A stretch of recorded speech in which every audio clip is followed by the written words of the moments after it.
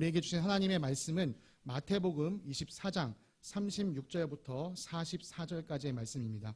마태복음 24장 36절부터 44절까지의 말씀, 우리 한 목소리로 함께 읽겠습니다.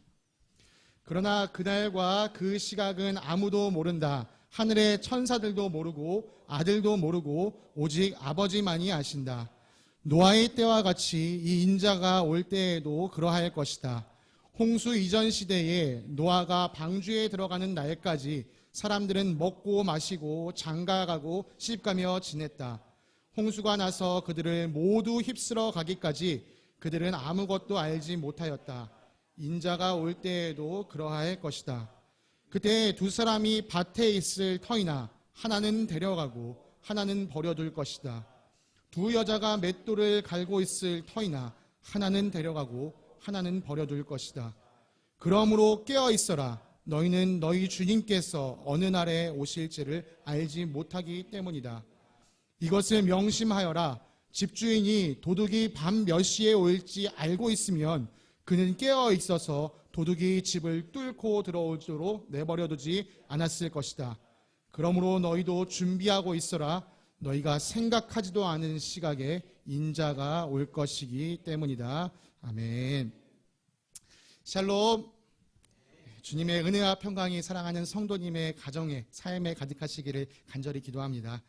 오늘은 2023년도 마지막 날입니다.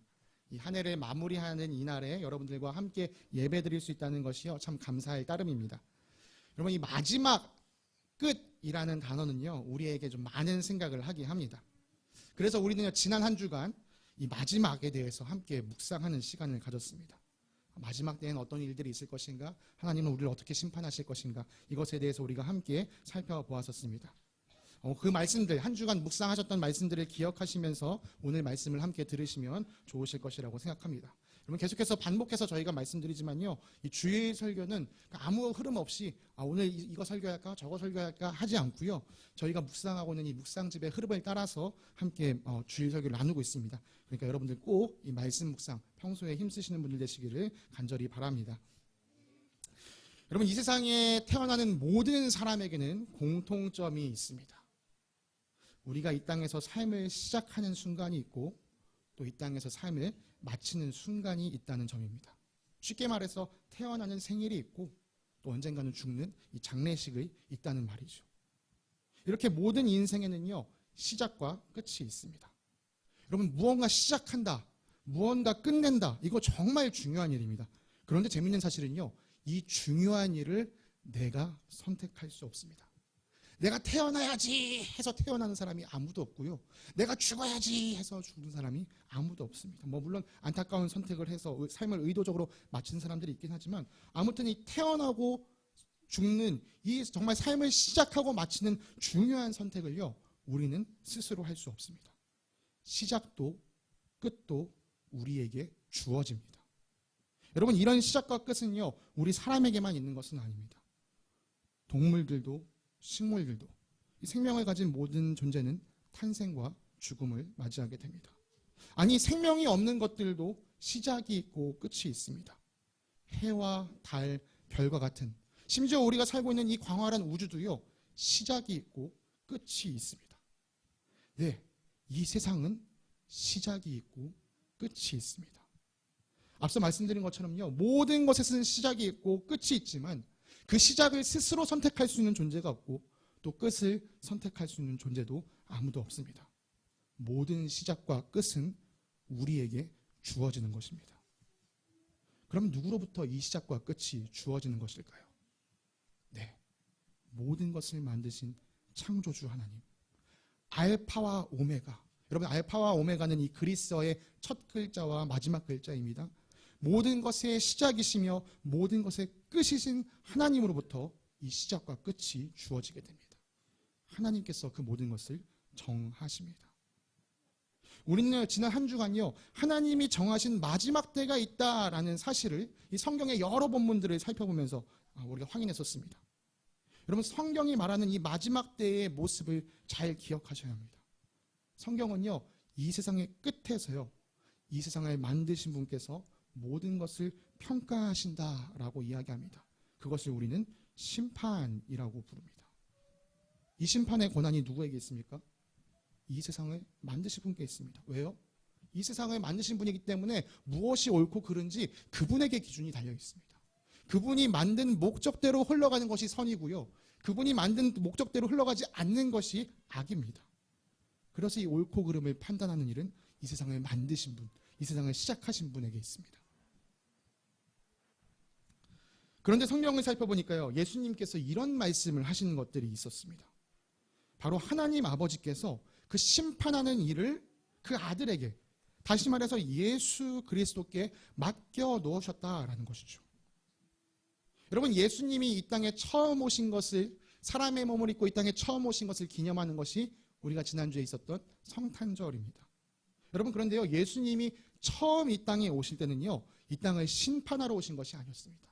이 땅에 처음 오실 때 예수님은 이 땅을 구원하시려 오신 것이었습니다. 예수님께서 사람의 몸을 입고 이 땅에 처음 오신 것이 구원을 위함이었다면, 예수님께서 약속대로 이 땅에 다시 찾아오실 때는 이 땅을 심판하러 오실 것입니다. 예수님의 재림은요, 하나님의 공의가 이 땅에 실현되어지는 날입니다. 예수님은 자신이 하신 약속 그대로 다시 이 세상에 우리를 찾아오실 것입니다. 교회는 이 약속을 예수님께서 승천하신 이후로 계속해서 기다리고 있습니다. 거의 2000년 가까이 기다리고 있습니다. 아니, 무슨 약속이 2000년이나 걸려? 이거 정말 이루어지는 약속 맞는 거야? 여러분, 많은 사람들이 이렇게 묻습니다. 이렇게 오래된 약속이면 이거 안 지켜지는 거 아니야? 우리 시대에만 그런 질문이 있었던 게 아니고요, 옛날 그 초대교회에도 그런 질문이 있었습니다. 그래서 베드로가 교회를 섬길 때에도요, 그리스도가 다시 오신다는 약속이 어디 갔느냐 이렇게 말하는 사람들이 있었습니다. 그렇게 조롱하는 사람들이 있었어요. 그런 사람들에게 베드로는 이렇게 이야기했습니다. 사랑하는 여러분, 이 한 가지만은 잊지 마십시오. 주님께는 하루가 1000년 같고 1000년이 하루 같습니다. 어떤 이들이 생각하는 것과 같이 주님께서는 약속을 더디 지키시는 것이 아닙니다. 도리어 여러분을 위하여 오래 참으시는 것입니다. 하나님께서는 아무도 멸망하지 않고 모두 회개하는 데 이르기를 바라십니다. 그러나 주님의 날은 도둑같이 올 것입니다. 여러분, 우리에게 2000년이라는 시간이 흘렀지만요, 주님 앞에서 그 2000년이요 겨우 이틀에 불과합니다.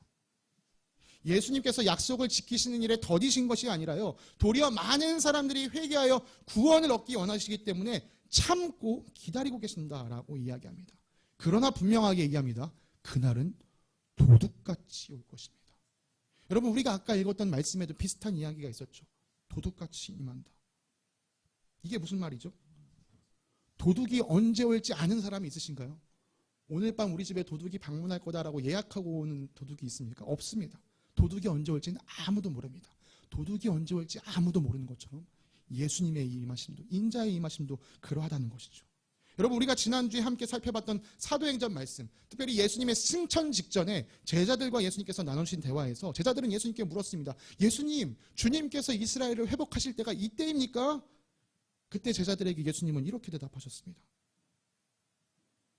때나 시기는 아버지께서 아버지의 권한으로 정하신 것이니 너희가 알 바 아니다. 그때가 언젠지 너희가 거기 관심 두지 마라. 그때는 아무도 모른다. 여러분, 아까 우리가 읽었던 말씀에도 이러한 비슷한 말씀이 있었습니다.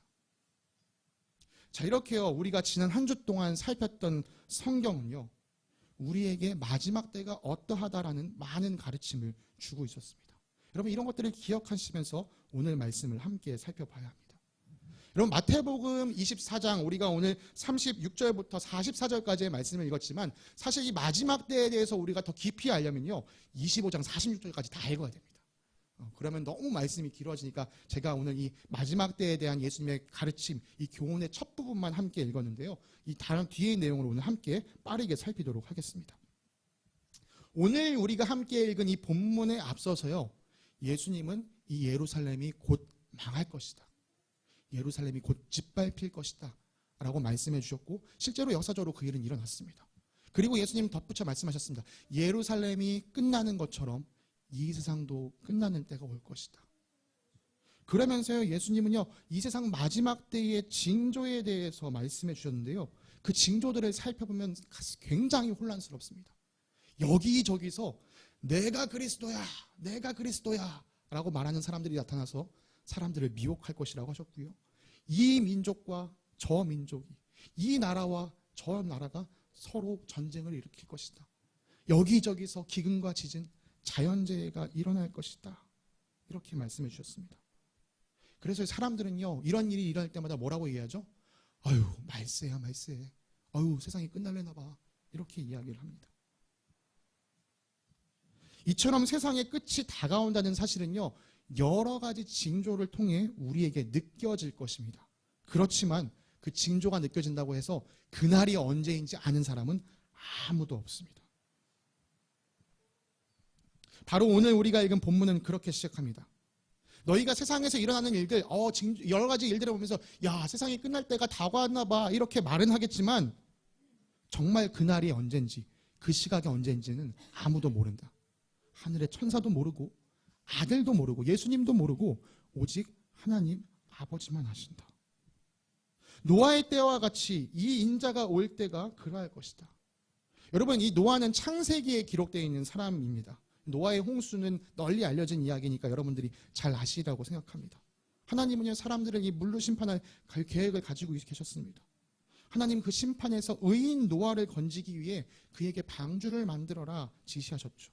하나님께서 언제 이 홍수를 일으키실지 노아는 알 수 없었습니다. 그러나 그냥 묵묵히 하나님이 시키신 대로 방주를 만들었습니다. 모든 것이 준비되어 노아가 방주에 들어가던 그날에도요, 사람들은 계속 먹고 마시고 잔치를 벌였고 결혼잔치를 열었고 이런 여러 가지 일상생활을 살아갔습니다. 그러나 그날 갑자기 홍수가 시작되었고 노아 가족 외에 살아남은 사람들은 아무도 없었습니다. 예수님은 인자, 곧 자신이 올 때도요, 이날과 같다라고 얘기합니다. 그러면서 계속해서 이렇게 말씀하셨습니다. 그때에 두 사람이 밭에 있을 터이나 하나는 데려가고 하나는 버려둘 것이다. 두 여자가 맷돌을 갈고 있을 터이나 하나는 데려가고 하나는 버려둘 것이다. 여러분, 일상적인 삶을 살고 있었습니다. 밭을 가는 것도 일상적인 삶이었고요. 맷돌을 가는 것도 그냥 일상적인 삶이었어요. 그런데 누구는 데려가고 누구는 그대로 버림을 당했습니다. 어떤 기준으로 이런 것들이 일어났을까요? 여러분, 그 기준은요, 노아 이야기에서 우리가 찾아야만 합니다. 심판을 준비했던 노아는 살았고 그것을 대비하지 않았던 사람들은 죽었습니다. 마지막 날을 준비하는 사람, 마지막 날을 준비하지 않는 사람, 이 사람이요, 마지막 때에는요, 똑같이 일상을 살고 있을 것입니다. 그러나 정말 그 마지막이 다가왔을 때 이 두 사람의 운명은 갈립니다. 똑같은 일상을 살고 있었어도 그 일상 안에서 마지막을 준비했던 사람은 들림을 받을 것이고, 똑같은 일상을 살면서 마지막을 준비하지 않았던 사람은 버림을 당하게 될 것입니다. 그래서 예수님은 이렇게 말씀하셨습니다. 그러므로 깨어 있어라. 너희는 너희 주님께서 어느 날에 오실지를 알지 못하기 때문이다. 이것을 명심하여라. 집주인이 도둑이 밤 몇 시에 올지 알고 있으면 그는 깨어 있어서 도둑이 집을 뚫고 들어오도록 내버려 두지 않을 것이다. 그러므로 너희도 준비하고 있어라. 너희가 생각하지 않은 시각에 인자가 올 것이기 때문이다. 여러분, 우리가 생각하지도 못한 때에 예수님께서 다시 오실 것입니다. 그렇기 때문에 우리는요, 미리 준비가 되어 있어야 합니다. 여러분, 이것이 예수님의 재림을 기다리는 사람들이 보여야 할 마땅한 태도입니다. 예수님 오시면서 천국 나팔이 불려오면 그때서 준비해야지. 여러분, 이미 늦습니다. 예수님이 오시면요, 이미 모든 것은 끝납니다. 예수님이 오시기 전에 준비가 되어 있어야 됩니다. 그렇다면 도대체 준비가 된다는 게 뭐냐? 예수님 오시기 전에 준비가 된다는 게 무엇이냐? 여러분, 그것을 알기 위해서 우리가 이어지는 이 마태복음 24장 이후의 말씀을 살펴봐야 합니다. 무슨 준비를 해야 하는 것일까요? 이것을 알려면요, 말씀드린 것처럼 이어지는 이야기를 살펴봐야 되는데요, 예수님께서는 이어서 총 4가지의 비유를 말씀해 주십니다. 첫 번째 이야기는 오늘 본문 뒤에 이어지는 이 45절부터 51절까지에 있는데요, 예수님은 여기서 신실하고 슬기로운 종과 나쁜 종을 비교해 주십니다. 어떻게 비교하냐? 주인이 잠깐 집을 떠나갈 때 종들에게 일을 맡깁니다. 자, 이 일을 하고 있어. 자, 여기서 신실하고 슬기로운 종은 어떻게 합니까? 주인이 오기 전까지 계속 열심히 그 일을 하고 있습니다. 근데 나쁜 종은 어떻게 해요? 주인 집 나갔네? 내 세상이다. 친구들 때리고 술을 흥청흥청 마시고 뭐 놀고 있습니다. 그런데 갑자기 생각하지 않은 때에 주인이 나타납니다. 그럼 이 나쁜 종 어떻게 될까요? 야, 이 자식아, 내가 너한테 일을 시킨 게 있는데 너 이러고 있어? 이 자식 나가. 벌을 받게 될 것입니다. 이 이야기가 첫 번째 이야기입니다. 두 번째 이야기는요, 마태복음 25장 1절부터 13절에 기록되어 있습니다. 우리에게는 열처녀 비유라고 널리 알려진 이야기입니다. 여러분, 이 비유를 이해하려면요, 그 당시의 결혼 문화를 잘 알아야 합니다. 여러분, 이 당시의 유대인들은요, 결혼식을 하루에 끝내지 않았습니다. 무려 거의 일주일간 결혼식을 했습니다. 결혼식이 시작되면요, 일주일간 한 집에 탁 모여서 문을 닫아놓고 일주일 내내 잔치를 했어요. 이 당시 유대인들의 하루의 시작은 언제였냐? 해가 질 때였습니다. 그러니까 결혼식은 언제 시작했을까요? 해가 지는 그 타이밍에 함께 모여서 일주일 동안 집에서 계속 잔치를 했던 거예요. 여러분, 이런 이 뒷배경, 결혼 문화를 이해하시면서 이 열처녀 비유를 읽어야 우리가 더 이해가 잘 됩니다. 해가 진 뒤에 신부를 맞이하기 위해 신랑이 찾아옵니다. 그럼요, 신부의 친구들, 쉽게 말해서 들러리들이요, 이 찾아오는 신랑을 맞이하기 위해 등불을 준비하고 있었습니다. 저기 신랑 온다. 해가 지니까 등불이 필요했던 거죠. 저 신랑 맞이하러 가자. 10명의 처녀가 자기 친구의 결혼식을 두고 함께 그렇게 등불을 준비하고 있었습니다. 그런데 이 비유에도 살펴보면요, 누구는 슬기롭고 누구는 어리석다라고 얘기합니다. 슬기로운 사람들은 무엇을 했던 사람일까요? 기름을 준비했던 사람들입니다. 어리석은 사람들은 기름을 준비하지 않았습니다. 대개 신랑은 초저녁에 오기 때문에 사실 기름이 많이 필요하지 않습니다. 그러나 이날 이야기를 들어보면요, 이날 이 신랑은요, 늦게 왔어요. 예상했던 것보다 늦게 왔어요. 그래서 이 처녀들이 신랑을 기다리다 결국 10명이 다 잠들었습니다. 그런데 갑자기 야, 신랑 온다. 야, 신랑 온다. 그래서 막 사람들이 흔들어 깨운 거예요. 그때 기름을 준비했던 5명은 곧바로 등불을 피웠습니다. 그러나 기름을 준비하지 못했던 5명은 허겁지겁대다가 기름을 사러 갔는데, 그 사이에 신랑이 도착하는 바람에 기름을 준비했던 5명만 결혼잔치에 들어가고 기름을 준비하지 못한 5명은 결혼잔치에 들어가지 못했다. 이 이야기를 하면서 예수님 다시 한번 이렇게 말씀하십니다. 그러므로 깨어 있어라. 너희는 그날과 그 시각을 알지 못하기 때문이다. 세 번째 이야기는요, 마태복음 25장 14절부터 30절까지에 기록되어 있습니다. 우리에게는 달란트 비유라고 알려진 이야기입니다. 이 이야기도 똑같습니다. 주인이 먼 길을 떠나기 전에 자기 종들을 불러놓고 각각에게 달란트를 맡겼습니다. 그래, 너는 5달란트, 너는 2달란트, 너는 1달란트. 자, 나 떠나갈 때 올 테니까 이거 잘 관리하고 있어라. 이 달란트를 각각 받은 사람들이요, 5달란트와 2달란트 받은 사람은 받은 것을 가지고 내가 이걸 어떻게 해야 더 열심히 재산을 불릴 수 있지? 아주 열심히 일했습니다. 그래서 이 사람들은 각각 5달란트를 가진 사람은 5달란트를 더 벌고, 2달란트를 가진 사람은 2달란트를 더 벌었습니다. 그런데 1달란트 받았던 한 사람은요, 여기 보시는 것처럼 이거 내가 괜히 이거 투자했다가 잃어버리면 어떡하지? 땅속에 묻어놨다가 주인 돌아오시면 돌려드려야겠다. 땅속에 묻어놨습니다. 여러분, 주인이 오랜 시간이 지나 돌아왔을 때 5달란트를 받았던 사람은 주인 앞에 10달란트를 내놓았고요, 2달란트를 받았던 사람은 4달란트를 내놨습니다. 그리고 주인은 그들을 향해서 착하고 충성된 종아, 착하고 친실한 종아, 이렇게 칭찬해 주시면서 너 이제 내 기쁨에 동참해라, 이렇게 말씀해 주셨습니다. 그러니 이 1달란트, 갖고도 아무것도 안 하고 땅에 묻어놨던 이 1달란트를 가지고 온 종에게 주인은 이렇게 얘기했습니다. 악하고 게으른 종아. 그리고 그 종이 어떤 운명을 맞이하게 됐을까요? 네, 쫓겨났습니다. 예수님의 네 번째 비유가 하나 더 있습니다만, 이 비유는 조금 뒤에, 잠시 뒤에 살펴보도록 하겠습니다. 왜냐하면 지금까지 살핀 이 세 이야기가 공통적인 이야기를 하고 있기 때문입니다. 그것은 무엇입니까? 우리가 맞이해야 할 분이 언제 올지 모르니까 준비하고 기다리고 있으라는 것입니다. 여기서 준비한다는 것은 무엇이었죠? 너에게 맡겨진 일을 충실하게 하고 있어라. 이것이 준비하는 것이었습니다. 주인이 언제 올지 모르니까 주인이 너에게 맡긴 그 일을 잘 하고 있어. 그게 준비된 삶이야 라고 이야기했습니다. 여러분, 첫 번째 이야기 보십시오. 나쁜 종은 주인이 올 거는 알고 있었지만 언제 올지 모르니까 내가 하고 싶은 대로 했습니다. 그랬다가 결국 벌 받았어요. 여러분, 처녀들을 기억하십시오. 5 처녀는요, 신랑이 빨리 올 수도 있지만 늦게 올 수도 있지 않을까 하면서 기름을 준비했습니다. 그래서 정말 신랑이 늦게 왔을 때 그 사람들만이 기름으로 등불을 밝혀서 신랑을 맞이했습니다. 신랑을 맞이하는 일을 한 거예요. 자기에게 주어진 사명을 한 것이죠. 마지막에 달란트 비유는 더 확실하지 않습니까? 주인이 나에게 맡기신 것을 가지고 열심히 살았을 때, 정말 주인이 기뻐하신 일을 내가 했을 때 주인이 나에게 상을 주신다. 주인이 내게 맡기신 일을 감당하지 않으면 벌을 받는다. 여러분, 다시 한번 말씀드립니다. 예수님은 갑자기 우리가 생각하지 못한 때에 임하실 것입니다. 그때까지 우리는 예수님께서 우리에게 맡기신 일을 하고 있어야 합니다.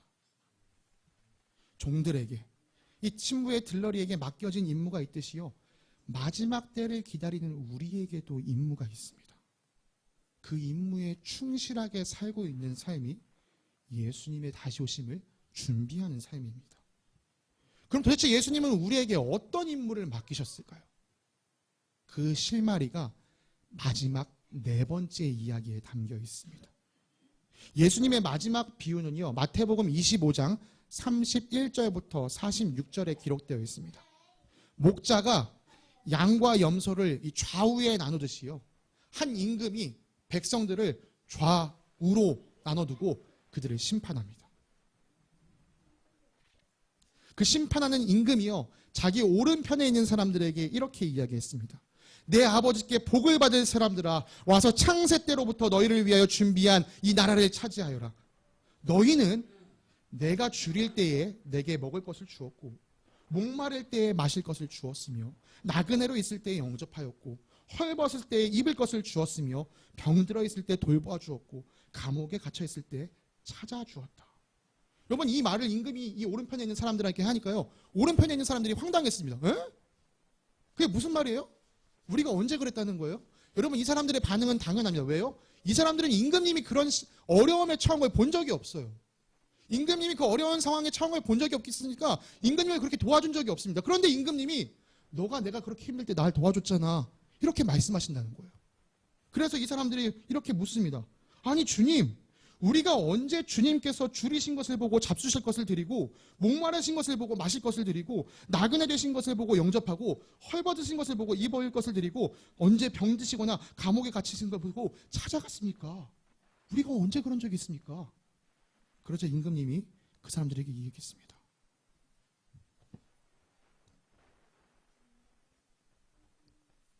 내가 진정으로 너희에게 말한다.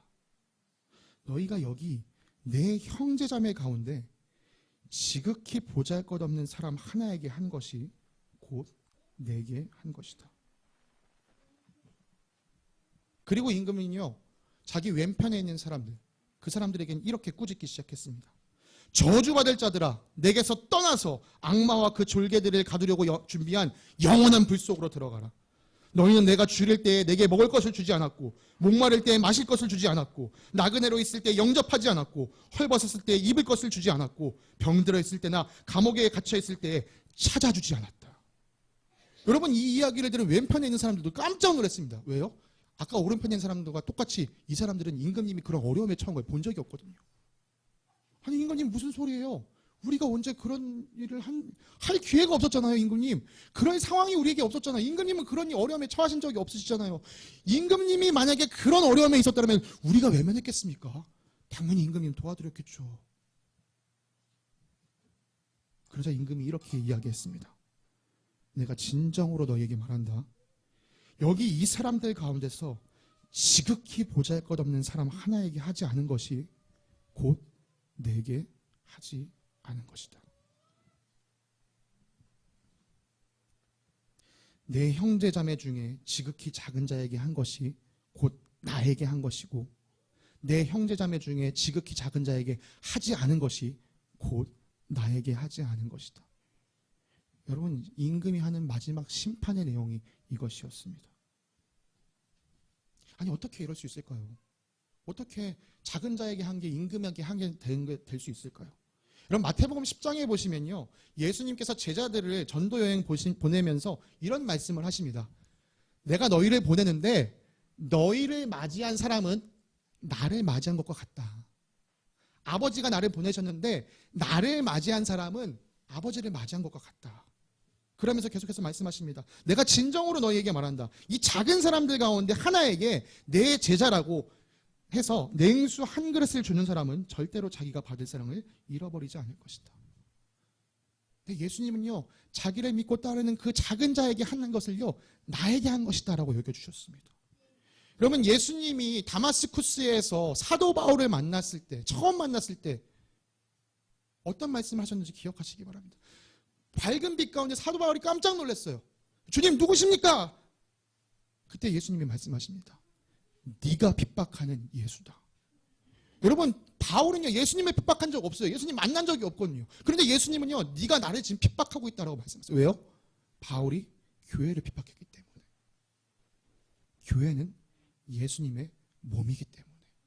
예수님은요, 자신을 믿고 따르는 사람을요, 자신과 동일시 여겨주십니다. 여러분, 예수님을 믿고 함께 모인 이 공동체가 예수님의 몸입니다.